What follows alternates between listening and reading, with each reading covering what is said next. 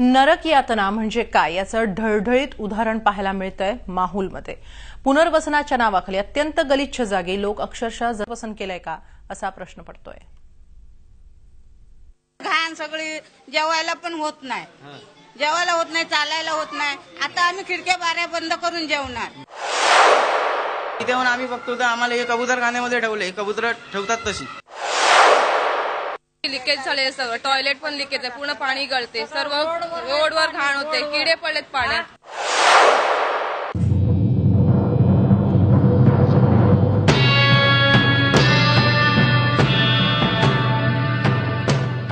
मुंबई आणि नवी मुंबईच्या मध्ये वसलेलं हे माहूल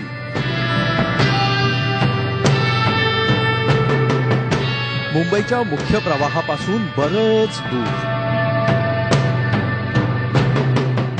मुंबईतल्या विविध विकास कामांसाठी किंवा प्रकल्पांसाठी घरं तोडली की तिथल्या सगळ्यांना उचलून धमकावून इथं आणून ठेवतात।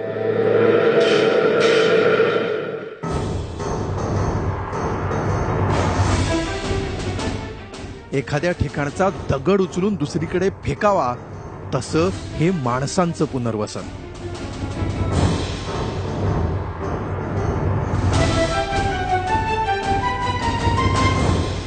इथल्या वसाहतीत आमचं स्वागत झालं ते पाण्याच्या धारांनी।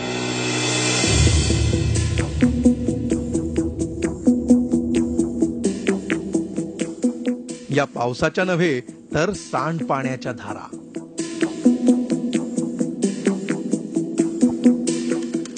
ताई, मला सांगाल की तुम्हाला इथे कपडे धुण्याची वेळ काय येते? तुम्ही घरात तुमच्या बाथरूम मध्ये किंवा मोरीत कपडे धुवू शकत नाहीत, असं का होतंय? कारण आमच्या नळाला पाणीच येत नाही। दिवसभरात एकदाही 5 मिनिटं 10 मिनिटं पाणी येत नाही?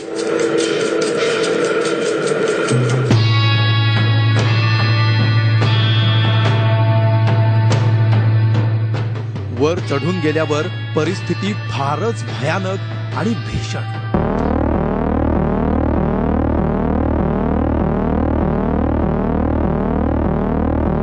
या वसाहतीच्या इमारतीच्या दुसऱ्या मजल्यावर आपण आलेलो आहोत आणि पाणी तुंबलेलं आहे अक्षरशः इथे। या रूम मधून कुठून येते पाणी माहित नाही। पण इथे कोणी काही बघायला, समस्या पाहायला किंवा त्याचं काही हे सोडवायला कोणी नाही? कोणी आलं नाही आज। आम्ही रोज सांगतोय पण कोण येत नाही। वॉचमॅन लोकांना सांगत ते लोक बी ऐकत नाही।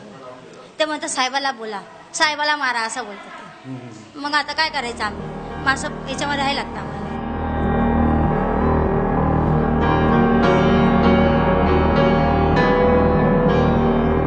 पूर्वी घरी पाणी होतं मरोळ पाईपलाईनला, आता इथे घरात, या घरामध्ये पाणी नाही, तुम्हाला बाहेरून पाणी आणावं लागतं।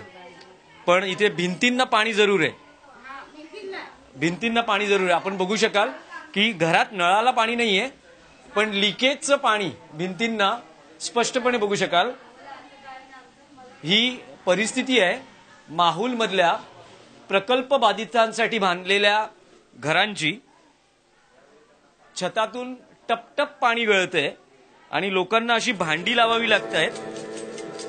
घरापेक्षा खुराडी बरी अशी परिस्थिती।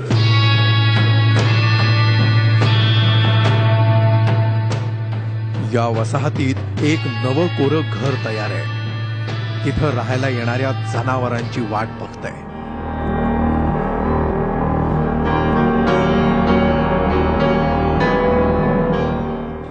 राज्यकर्त्यांनी हे जरूर पाहावं।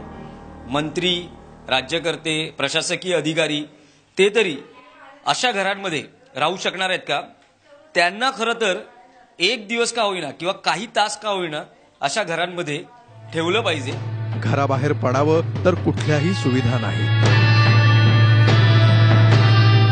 अशा ठिकाणी पाठवलं की इथं काहीच सोय नाहीये, रस्ते असे खड्डे, मुलांना शाळेचं पण बसचा सोय नाहीये। मी 11 11 घरातून बाहेर पडते, तिथे मी 1:45 पोहोचते मुलाला शाळेत घेऊन, तिकडून रिटर्न परत येते, ते आता मी ते 2:30 पोहोचते, परत तिथून 4:30ची काय बस आहे ती पण टायमावर नसते।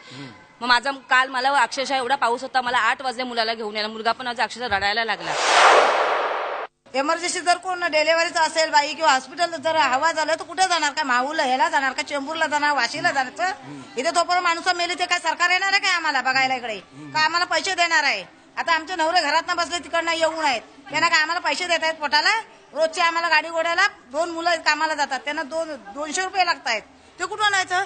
भाड्याचा 1 पैसा नाहीये. घर गेलं, नोकरी सुटली, जनावरांसारखी माणसं पुनर्वसित झाली.